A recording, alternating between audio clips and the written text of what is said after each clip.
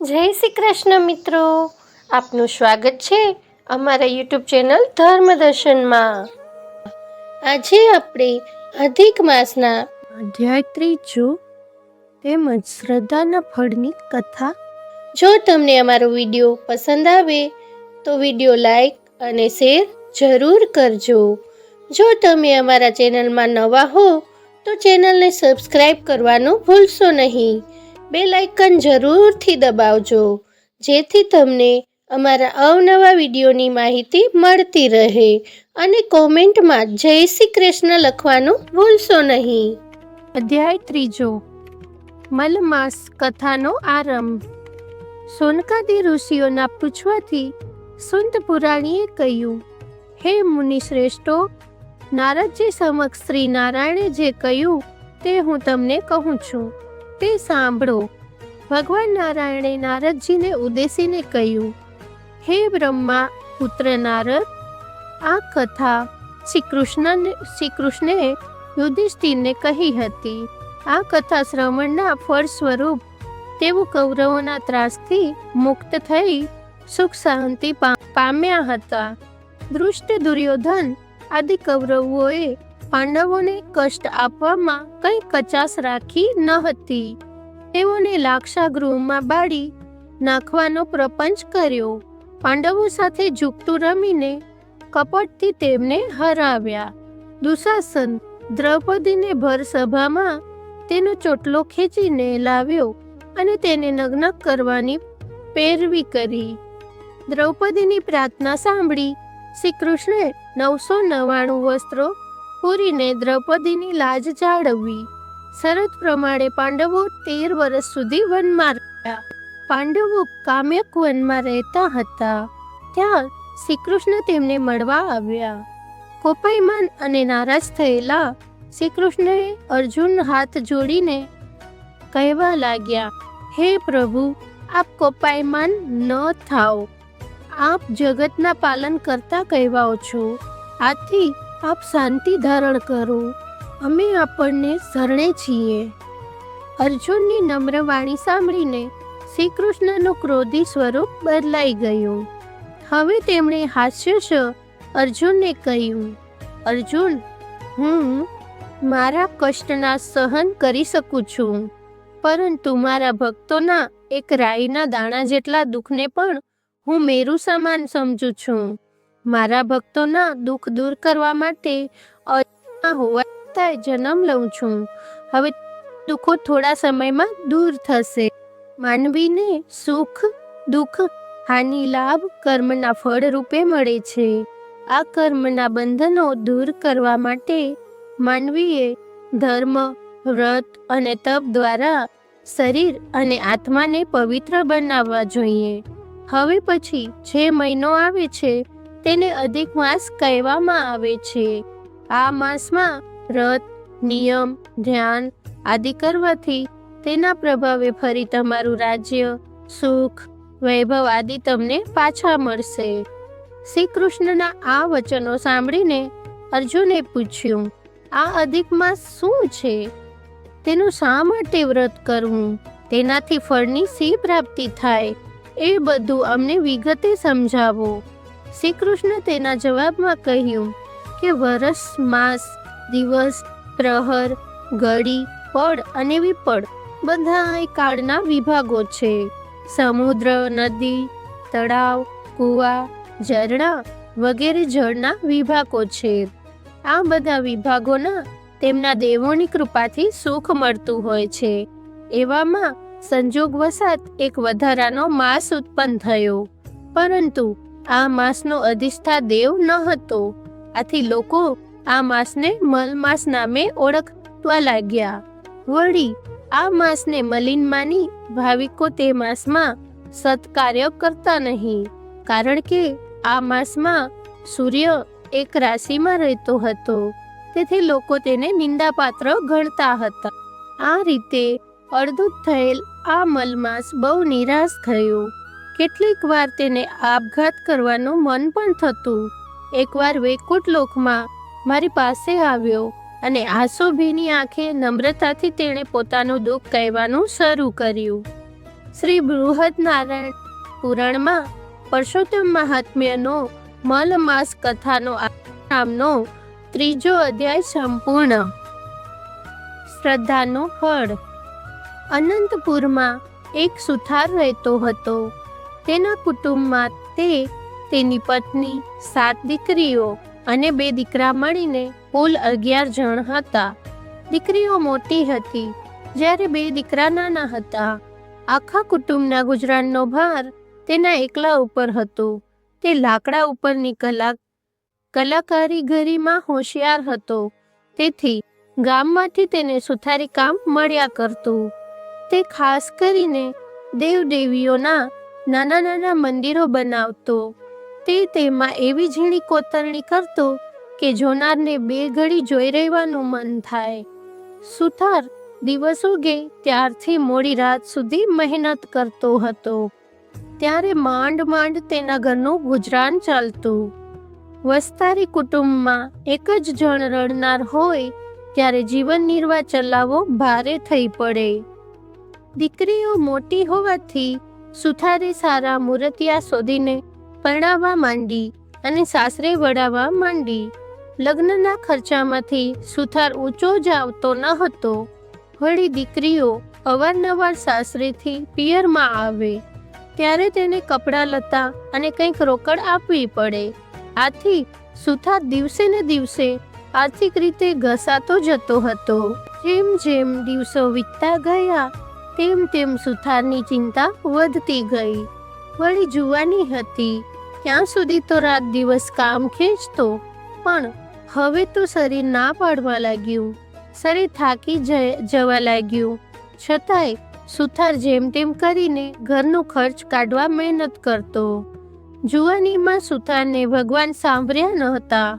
તે તો પોતાના કામમાં રચ્યો પચ્યો રહેતો હતો. હવે ઉંમર થતાં તે રોજ સવારે ઉઠી અને દેવ દર્શને જવા લાગ્યો.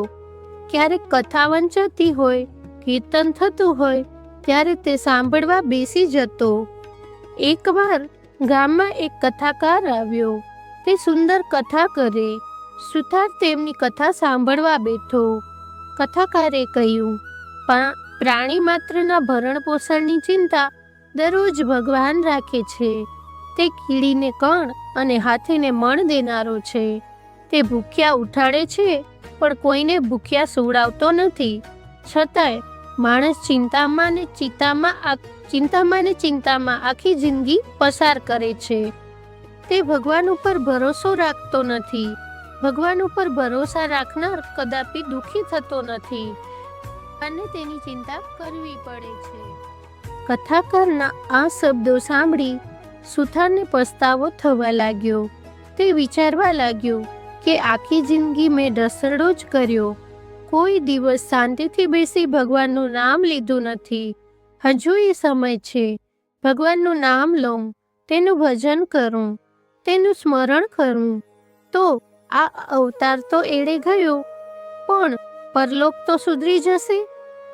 આમ વિચાર કરતો સુથાર ઘેર આવ્યો અને તેની પત્નીને ઉદ્દેશીને કહ્યું કે હવે મારાથી કામ થતું નથી. એ તો તું જાણે છે. હવે તો બની શકે તેટલું ભગવાનનું નામ લઉં. ભગવાન મને બળ આપશે તો થોડું ઘણું કામ કરીશ, જેથી આપણું ગુજરાન ચાલે. બાકીનો સમય ભગવાનની ભક્તિમાં ગાળીશ. 1000 હાથવાળો મારો નાથ આપણને મદદરૂપ થશે.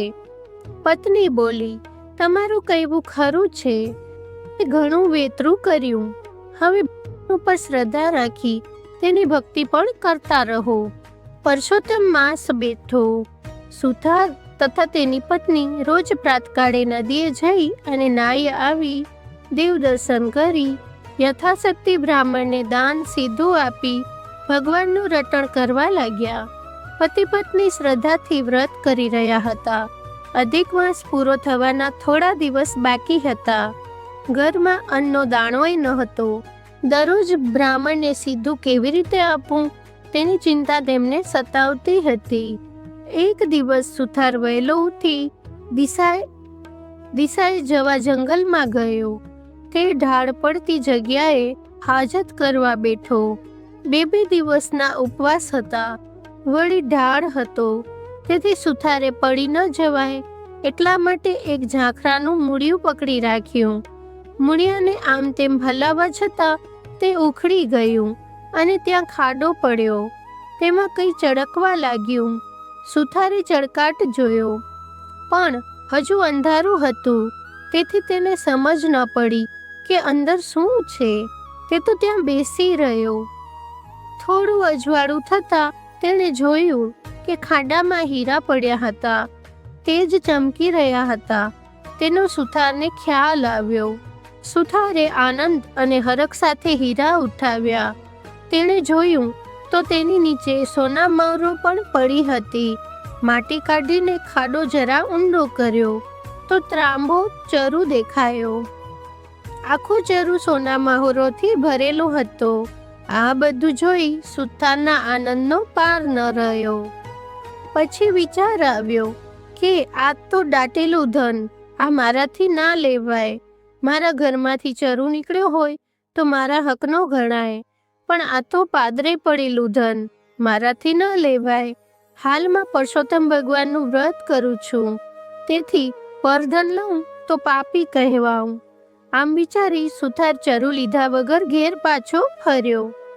સુથાર રોજ દિશાએ જતો, પણ બહુ વાર લાગતી નહીં. પણ આજ ઘણો સમય થવાથી સુથારની પત્ની ચિંતા કરતી બારણે ઊભી ઊભી સુથારની પ્રતીક્ષા કરી રહી હતી. સુથારે ઘેર આવીને પોતાની પત્નીને સોનાના ચરુની વાત કરી. પત્ની તો આ વાત સાંભળીને રાજી થઈ ગઈ. દાટેલું ધન હાથમાં આવવા છતાંય પતિને ખાલી હાથે પાછો ફરેલો જોઈ એ તો ગુસ્સો કરી કહેવા લાગી કે તમે તો સાવ ભગત થઈ ગયા, તમારે ક્યાં ચોરી કરવાની હતી?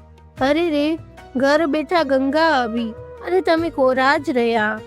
અકર્મીનો પડ્યો કાણો જ હોય, ચાલો મને દેખાડો એ જગ્યા, હું એ ચરુ લઈ આવું.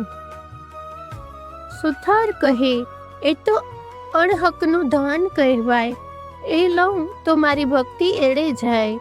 હવે તેલ તાવડો છોડો અને ચાલો મારી સાથે. લક્ષ્મી ચાંદલો કરવા આવી છે, એને વધાવી લો.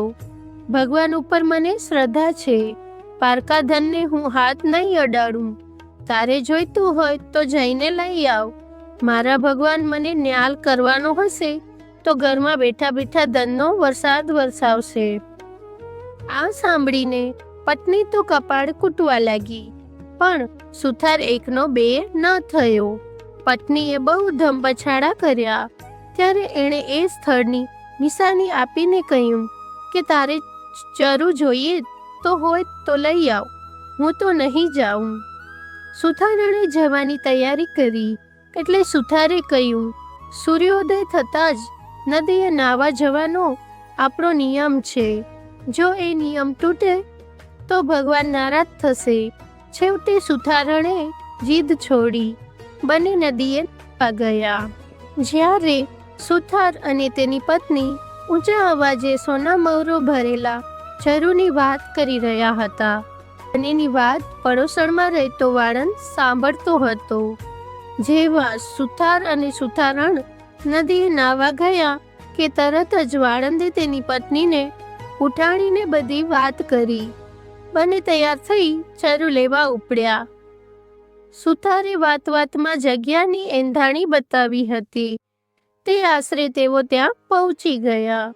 ચરુવાળી જગ્યાની ઉપર તાજી માટી વાળેલી હતી, એટલે તેમને તરત જ તેની ખબર પડી ગઈ કે અહીં ચરુ છે. બંને હાથોહાથ માટી ખોદી નાખી. તેમણે જોયું કે ખાડામાં તો મોટા મોટા વીંછીઓ ખતખતતા હતા. આ દ્રશ્ય જોઈ બંને હેબતાઈ ગયા. તેમના આશ્ચર્યનો અને ગુસ્સાનો પાર ન રહ્યો. તેમણે તો મનમાં નક્કી કર્યું કે સુથારણે અમારું જૂનું વેર વાળવા માટે વીંછીઓ કરડાવવાનું આ કાવતરું રચ્યું લાગે છે. બસ હવે અમે તેને ખબર પાડી દઈએ ત્યારે જ ખરા. આવો વિચાર કરી તેમણે ખાડાવાળી માટીમાંથી વીંછીઓ ભરેલ ચરુ પોતાની સાથે લાવેલ ચાદરમાં બાંધી પોતાને ઘરે લઈ આવ્યા. એ ચરુ લઈને વાળંદ છાપરે ચડી ગયો અને સુથારના નળિયા ખસેડીને ત્યાં બેઠો. સુથાર અને તેની પત્ની સ્નાન કરીને પાછા આવ્યા. સુથાર ભગવાનની પૂજા કરવા બેઠો. લાગ જોઈ અને વાળંદે ચરુ ઊંધો વાળી દીધો. ખડીંગ ખડીંગ કરતી સોના મવરો વરસી. સુથાર અને તેની પત્ની તો હેબતાઈ ગયા. સુથારની આંખમાં તો આંસુ આવી ગયા. અરે રે ભગવાને, મારા માટે કેવું કષ્ટ લીધું. મેં ઘરે બેઠા ધન માંગ્યું તો તેમણે છાપરું ફાડીને સોના મવરો વરસાવી. સુથારને પુરુષોત્તમ ભગવાન ઉપર અપાર શ્રદ્ધા હતી. તેથી જ એમ સમજ્યા કે ભગવાનનું વ્રત ફળ્યું છે. ભગવાને ખુશી થઈ અને ઘેર બેઠા લક્ષ્મી મોકલી છે. હવે ધન લેવામાં વાંધો ન હતો. તેથી સુથાર અને સુથારણે બધી સોના મવરો એક કોઠીમાં ભરી દીધી. થોડા હીરા હતા તે દાબડીમાં મૂકી દીધા. સુથારણ બોલી, હું તમારું કહેવું માનતી ન હતી, પરંતુ તમારી શ્રદ્ધા ફળી. ત્યારે માનવું પડે છે કે ભગવાન ઉપર જે શ્રદ્ધા રાખે છે તે ફળ્યા વગર રહેતી નથી. આ બાજુ અદેખો વાળંદ અને તેની પત્ની રાહ જુએ છે કે હમણાં સુથારના ઘરમાંથી બૂમાબૂમ થશે, રો કકડ થશે, ચીસો પડશે. ઘણી વાર થઈ પણ કંઈ ચીસાચીસ સંભળાઈ નહીં. એટલે વાળંદ જાતે સુથારના ઘરે જોવા ગયો.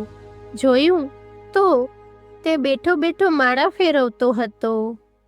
ધન તો જેના ભાગ્યમાં લખાયું હોય તેને જ મળે છે. સુથારના ભાગ્યમાં ઘેર બેઠા ધન મળવાનું લખેલો. તેથી વાળંદે ચરુ ઉપાડી લાવીને તેના ઘરમાં ઠાલવ્યો. ખરેખર ભગવાનની લીલાને કોણ પાર પામી શક્યું છે. સુથારણે ધન મળ્યાની વાત કોઈને જણાવી નહીં, પરંતુ તે ધનનો ઉપયોગ તે સારા કામમાં કરવા લાગ્યો. હવે તેની પાસે ધન આવવાથી તેઓએ પુરુષોત્તમ વ્રતનું ઉજવણું સારી રીતે કર્યું. ઘણા બ્રાહ્મણોને જમાડ્યા, દાન દક્ષિણા આપી અને અનેક સદા વ્રત બાંધ્યા. તેઓ હવે આખો સમય ધર્મ ધ્યાન, કથા કીર્તન અને ભગવાનના ભજનમાં આપવા લાગ્યા. હે પુરુષોત્તમ ભગવાન, તમે જે સુથારણને ફળ્યા એવા તમારા વ્રતમાં શ્રદ્ધા રાખનાર સર્વને ફળો. બોલો શ્રી પુરુષોત્તમ ભગવાન કી જય.